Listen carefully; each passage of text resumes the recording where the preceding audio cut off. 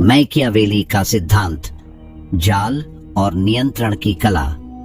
Machiavelli के अनुसार दुनिया वैसी नहीं है जैसी होनी चाहिए, बल्कि वैसी है जैसी वह वास्तव में है।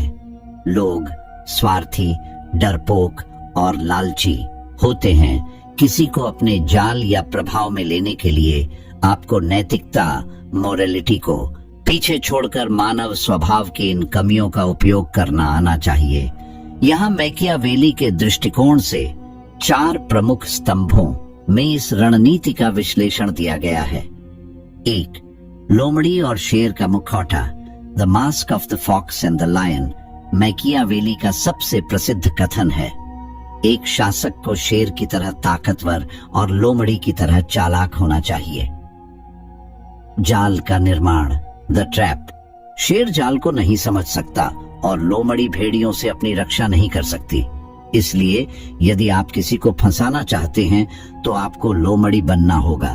दिखावा ही सत्य है। मैकियावेली कहते हैं कि लोग आंखों से न्याय करते हैं, हाथों से नहीं। यानी वे वही देखते हैं जो आप उन्हें दिखाते हैं। रणनीति, अपने शिकार, टारगेट के सामने वह बने जो वे देखना चाहते हैं। यदि वे एक धार्मिक व्यक्ति पर भरोसा करते हैं तो धार्मिक बने। यदि वे एक ईमानदार दोस्त की तलाश में हैं तो सबसे ईमानदार दिखें। आपका असली इरादा आपके दिमाग में छिपा होना चाहिए, चेहरे पर नहीं। गोपनीयता, कभी भी अपनी पूरी योजना किसी को न बताएं। जब सामने वाले को पता ही नहीं होगा कि आप क्या करने वाले हैं तो वे अपनी रक्षा, डिफेंस तैयार नहीं कर पाएंगे। 2.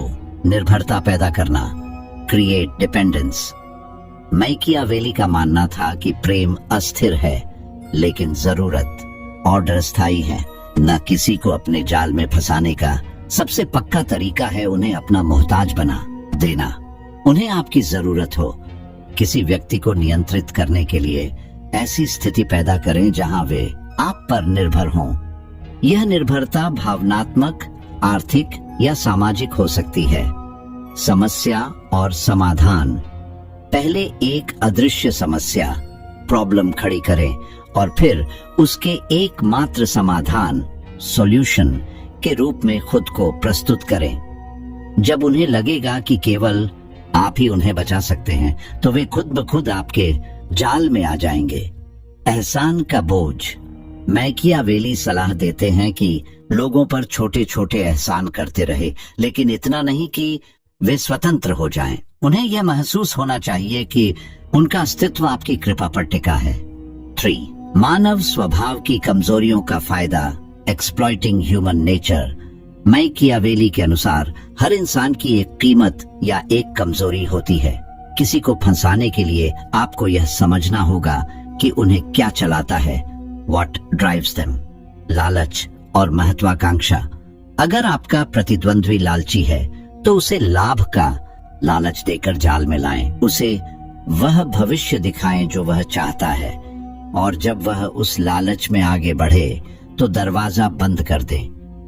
डर, फियर, लोगों को नुकसान से डर लगता है। उन्हें यह एहसास दिलाएं कि आपसे दूर जाने या आपके खिलाफ जाने में उनका भारी नुकसान है। अहंकार, ईगो, अगर कोई व्यक्ति अहंकारी है तो उसकी झूठी तारीफ करे।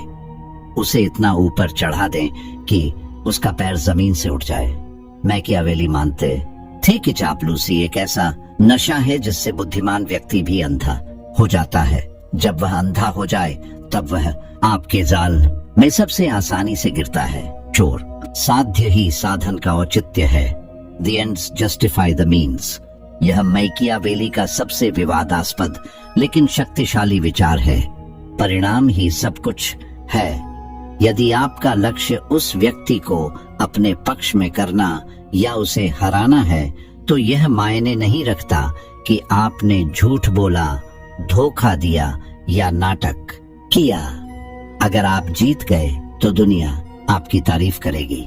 नैतिकता का बोझ न लें। मैकियावेली कहते हैं कि यदि आप अच्छा बनने की कोशिश करेंगे तो उन लोगों के बीच बर्बाद हो जाएंगे जो अच्छे नहीं हैं।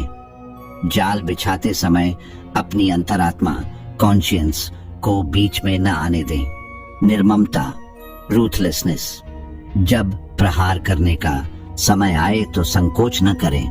यदि आपने किसी को आधा घायल छोड़ा तो वह बदला लेगा। यदि आप किसी को पूरी तरह अपने वश में करते हैं या खत्म करते हैं रूपक के तौर पर, तो वह आपको नुकसान नहीं पहुंचा सकता। व्यावहारिक प्रयोग, practical application in Machiavellian style. अगर आप मैकियावेली से पूछते कि मैं उसे कैसे फंसाऊं, तो वह चरण दर चरण यह सलाह देते, निरीक्षण, ऑब्जर्वेशन। कुछ मत कहो, बस देखो उसकी आदतें, उसके दोस्त, उसके डर और उसकी इच्छाएं क्या हैं। जानकारी ही शक्ति है। दर्पण बनना, मिररिंग। उसके जैसा व्यवहार करो। उसे यह विश्वास दिलाओ कि तुम उसके सबसे बड़े शुभ चिंतक हो। धीरे धीरे घुसपैठ। उसके जीवन के उन हिस्सों में प्रवेश करो जहां वह कमजोर है। जब वह मुसीबत में हो तब सबसे पहले वहां पहुंचो। घात लगाना, द स्ट्राइक। जब वह पूरी तरह से आश्वस्त हो जाए कि तुम सुरक्षित हो, तब अपनी चाल चलो। अब वह जाल से बाहर नहीं निकल पाएगा, क्योंकि उसने खुद तुम्हें अपनी रक्षा की चाबी सौंप दी है। निष्कर्ष, कंक्लूजन। मैकियावेली का दर्शन क्रूर लग सकता है, लेकिन यह व्यावहारिक यथार्थवाद, प्रैग्मेटिक रियलिज्म है। जाल में फंसाना केवल चालाकी नहीं है, यह सामने वाले के मनोविज्ञान, साइकोलॉजी को उससे बेहतर समझने का खेल है। चरण 2, जाल को कसने की कला, the art of tightening the trap. एक बार जब आपने किसी का विश्वास जीत लिया और एक अच्छी छवि, इमेज बना ली, तो अगला कदम उन्हें मनोवैज्ञानिक रूप से पंगु, पैरालाइज बनाना है, ताकि वे चाहकर भी आपके प्रभाव से बाहर न निकल सकें। 5, फूट डालो और राज करो, डिवाइड एंड कॉन्कर। मैकियावेली और इतिहास के सभी महान रणनीतिकार इस बात पर सहमत हैं। अकेला व्यक्ति कमजोर होता है। अलगाव, आइसोलेशन। यदि जिस व्यक्ति को आप फंसाना चाहते हैं उसके पास मजबूत दोस्त, सलाहकार या शुभ चिंतक हैं, तो आपका जाल कभी सफल नहीं होगा। वे लोग उसे आपकी सच्चाई बता देंगे। रणनीति, धीरे धीरे और बड़ी सफाई से उसे उसके समर्थकों से दूर करें। कान भरना, सीधे बुराई न करें, बल्कि संदेह के बीज बोएं। मुझे लगता है कि आपका दोस्त आपके हित में नहीं सोच रहा जैसी बातें धीरे धीरे असर करती हैं। विशिष्टता का एहसास, उसे महसूस कराएं कि केवल आप ही उसे वास्तव में समझते हैं, बाकी दुनिया उसके खिलाफ है या उसे समझती नहीं है। जब वह दुनिया से कट जाएगा तो वह पूरी तरह आपकी मुट्ठी में होगा। 6, नियंत्रित ईमानदारी का प्रयोग, यूज ऑफ सिलेक्टिव ऑनेस्टी। यह मैकियावेली की सबसे चालाक युक्तियों में से एक है। यदि आप हमेशा झूठ बोलेंगे तो आप पकड़े जाएंगे, लेकिन यदि आप रणनीतिक रूप से सच बोलेंगे तो आपके बड़े झूठ भी सच मान लिए जाएंगे। हथियार डालना, डिसआर्मिंग। जब आप किसी छोटी बात पर अपनी गलती मानते हैं या कोई छोटा निजी रहस्य उस व्यक्ति को बताते हैं, तो वह अपने रक्षा कवच, डिफेंस मैकेनिज्म को नीचे गिरा देता है। विश्वास का निर्माण। वह सोचेगा, यह व्यक्ति इतना ईमानदार है कि अपनी कमियां भी बता रहा है। यही वह क्षण है जब आप उसे सबसे बड़ा धोखा दे सकते हैं। उसकी सतर्कता खत्म हो चुकी होती है। मैकियावेली का नियम, कभी कभी सच्चाई बोलना और दया दिखाना उस विश्वासघात के लिए रास्ता बनाता है जो आप भविष्य में करने वाले हैं। 7, अनिश्चितता का आतंक, द टेरर ऑफ अनप्रिडिक्टेबिलिटी।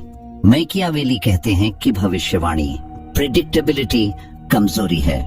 यदि सामने वाले को पता है कि आप कल क्या करेंगे तो वह तैयारी कर लेगा। उसे अपने जाल में फंसाए रखने के लिए उसे हमेशा सस्पेंस में रखें। व्यवहार में बदलाव, कभी बहुत दयालु बने और कभी अचानक ठंडे, कोल्ड हो जाएं, बिना किसी कारण के। मनोवैज्ञानिक प्रभाव, जब आप अचानक अपना व्यवहार बदलेंगे तो वह व्यक्ति चिंतित हो जाएगा। वह सोचेगा, मैंने क्या गलत किया। मैं उसे खुश कैसे करूं? यह चिंता, एंजाइटी उसे आपके प्रति और अधिक जुनूनी, ऑब्सेस्ड बना देगी। वह आपका अनुमोदन, अप्रूवल पाने के लिए और ज्यादा मेहनत करेगा। अब नियंत्रण आपके हाथ में है। 8 दुश्मन के हथियार का प्रयोग, यूजिंग द एनिमीज वेपन, जुडो या मार्शल आर्ट्स की तरह। मैकियावेली सलाह देते हैं कि अपनी ऊर्जा खर्च करने के बजाय सामने वाले की ऊर्जा का उपयोग उसी के खिलाफ करें। उकसाना, प्रोवोकेशन। अगर आप चाहते हैं कि वह व्यक्ति कोई गलती करे तो उसे गुस्सा दिलाएं, परोक्ष रूप से। क्रोधित व्यक्ति सोच समझकर कार्य नहीं करता। पीड़ित बनना, प्लेइंग द विक्टिम।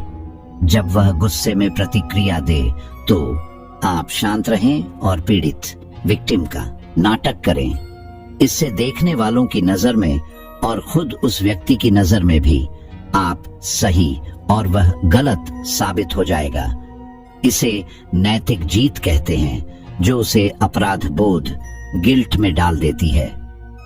9 निकलने के रास्ते बंद करना, बर्निंग द ब्रिजेस।